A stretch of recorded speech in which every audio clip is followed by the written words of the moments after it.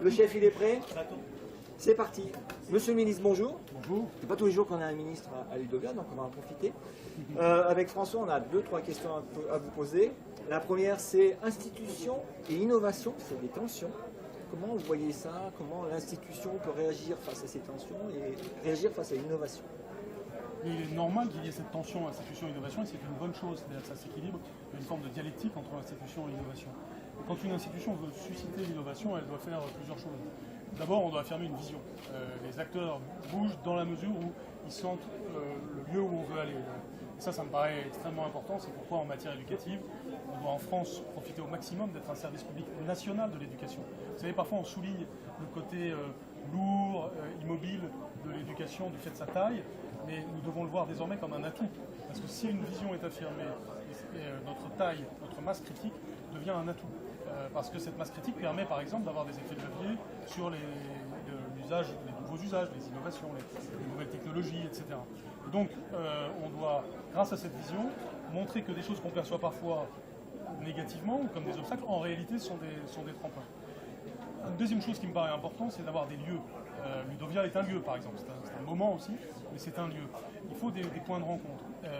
C'est comme ça qu'on a créé ce qu'on appelle le 110 bis à l'éducation nationale, qui est un laboratoire et qui est fait pour différentes choses d'ailleurs, pour être un démonstrateur, mais aussi pour être un lieu de rencontre et donc un lieu où... Si je dis un mot incongru, peut-être incubateur?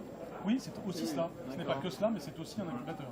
Bien entendu, ça a cette vocation-là. Et notre objectif, c'est que le 110 bis soit contagieux vis-à-vis de l'ensemble du système, mais vienne rencontrer des initiatives de terrain qui existent déjà, parce que l'équivalent du 110 bis existe dans les rectorats, dans les établissements, mais pas dans tous les rectorats et pas dans tous les établissements.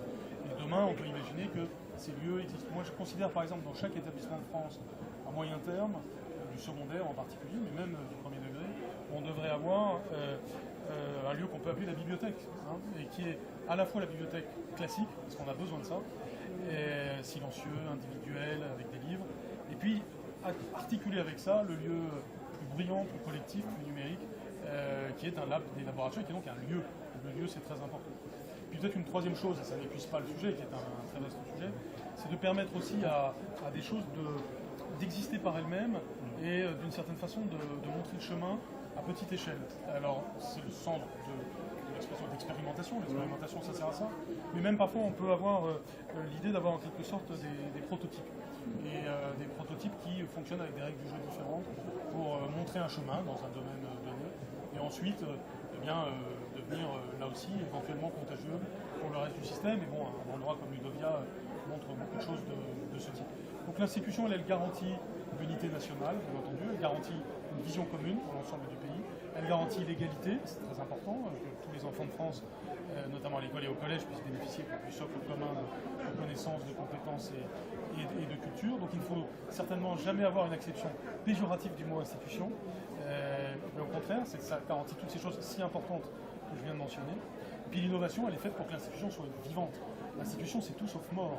L'institution, c'est un mot fort, qui a été d'ailleurs très réfléchi philosophiquement, et qui suppose une revitalisation permanente, et qui suppose la vitalité de ceux qui la composent.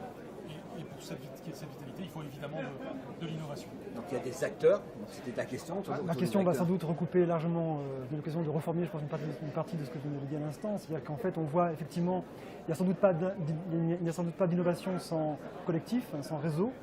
On voit ici des collectifs se former à Ludovia. À Ludovia, on voit beaucoup de collectifs s'agréger. Ma question serait plutôt, quelle est la juste attitude peut-être de l'institution face à ces collectifs qui quand même apparaissent en son sein, mais aussi à la marge.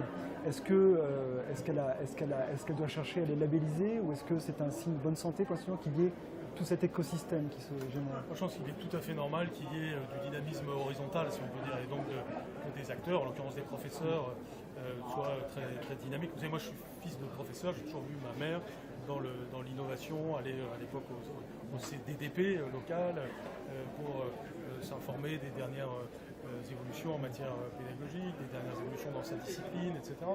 Et je pense que ça a toujours existé, et ça doit exister encore plus, ça existe davantage aujourd'hui grâce aux facilités de communication et au fonctionnement en réseau.